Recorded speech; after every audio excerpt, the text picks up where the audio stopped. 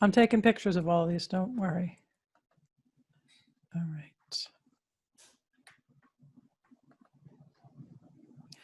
So here's how StatCrunch finds you the regression line.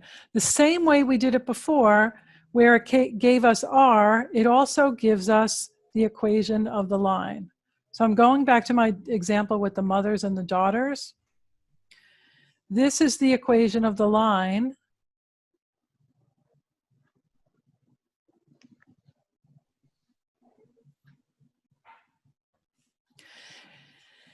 Now, as I said on the right, you may have seen the equation of a line. It's described as y equals mx plus b, where m is the slope and b is the y-intercept. Does that sound vaguely familiar? Very. Okay, so this is my intercept. And this is my slope. In statistics, we write it backwards. Y equals b plus mx. I'm having horrible flashbacks right now. I don't think I can do this. You can do it. The thing Just breathe, Kate. We'll be okay. We got this. So there's two ways to know the slope and the y-intercept. One is the slope is always the number that's multiplied by the variable. Okay, so in here, what's multiplied is that 0.54 is multiplied by the variable mother. And the y-intercept is always on its own, and it's not with the variable. So that's why this one is the slope, because it's with the variable mother. And this one is the y-intercept. They're also written down below. Okay, they're also written right below the line. So you can look at it either way. So how are we going to use these? Let's see, because StatCrunch is going to do all the drawing and the writing and stuff like that. So here we go. What we need to be able to do is to interpret the y-intercept and the slope. So let's talk first about the y-intercept.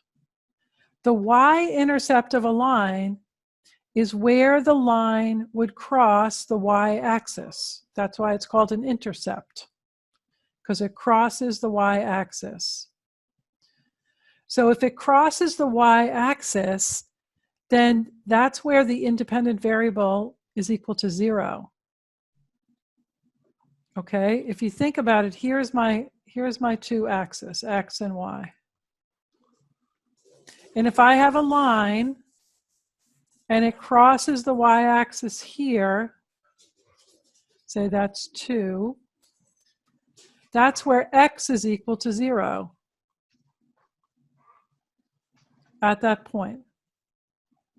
Okay, so whenever we're talking about the y-intercept, we're talking about where is x, or the horizontal variable, where is it equal to 0? The slope of a line is found by looking at the change in y over the change in x. Some of you have learned this as the rise over the run. I hate rise over run. I say it the grown-up way. Change in y over change in x. Okay? You can say rise and run if you want to. Doesn't matter. All right, so how are we going to use this in this problem? Let's go to the next slide.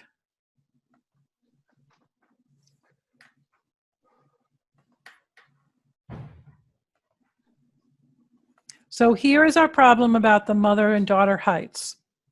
We're given daughter is 29.917437 plus 0.5417 times mother. That's our line equation.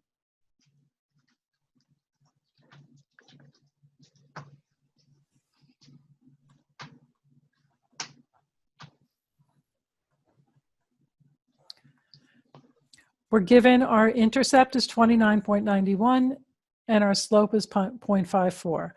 So this is about the mother's height predicting a daughter's height when the daughter's an adult. Okay, so let's look first at the y-intercept. The y-intercept is 29.92. I rounded it a little bit. And that's where the independent variable, or the mother's height, is equal to 0.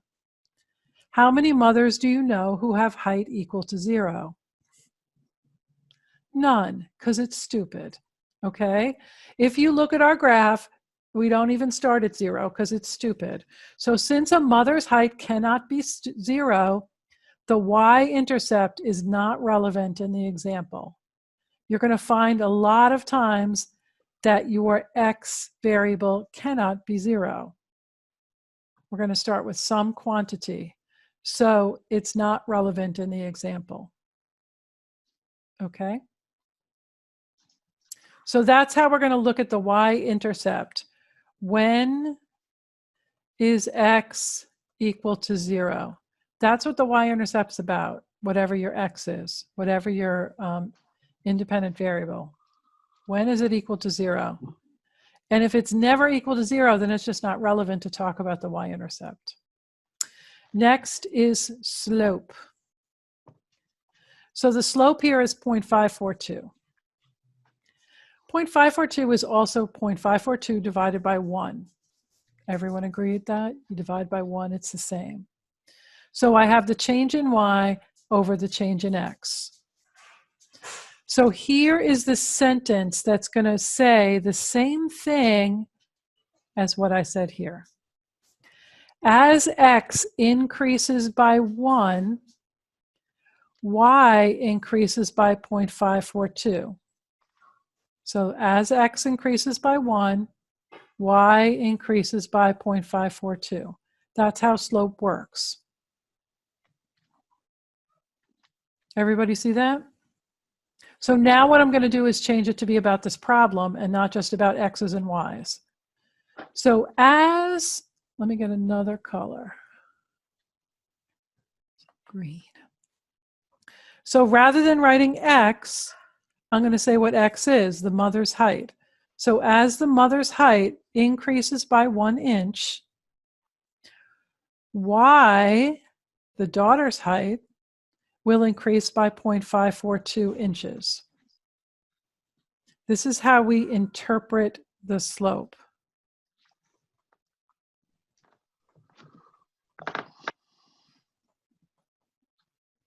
We're always going to use 1 as our denominator, so we're always talking about increasing by 1.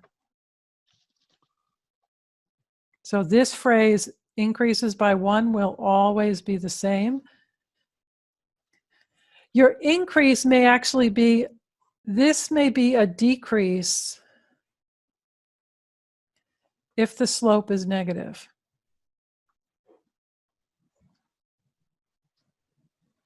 So if the slope is negative, I would say as x increases by 1, so as the mother's height increases by 1, y decreases by 0.542 if I have a negative slope. Okay, so that's how we're going to interpret.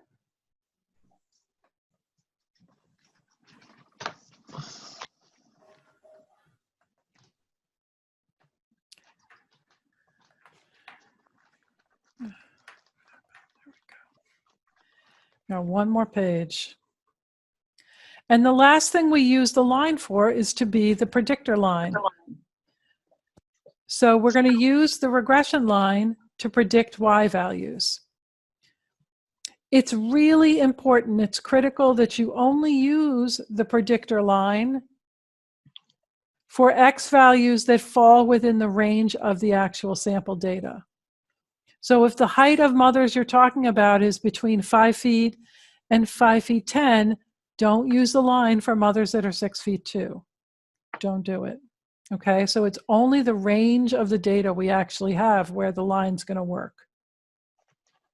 So for example, we're given the mother-daughter regression line, and we want to predict the height of a daughter for a mother whose height is 64 inches. So we're given x equals 64 inches, and we want to predict y.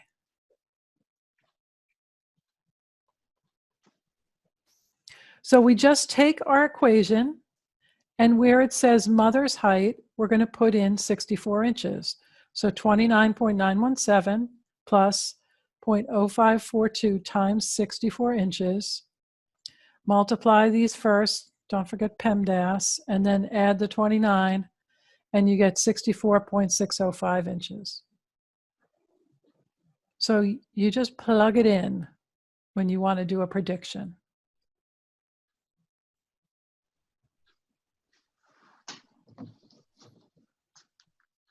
Any questions?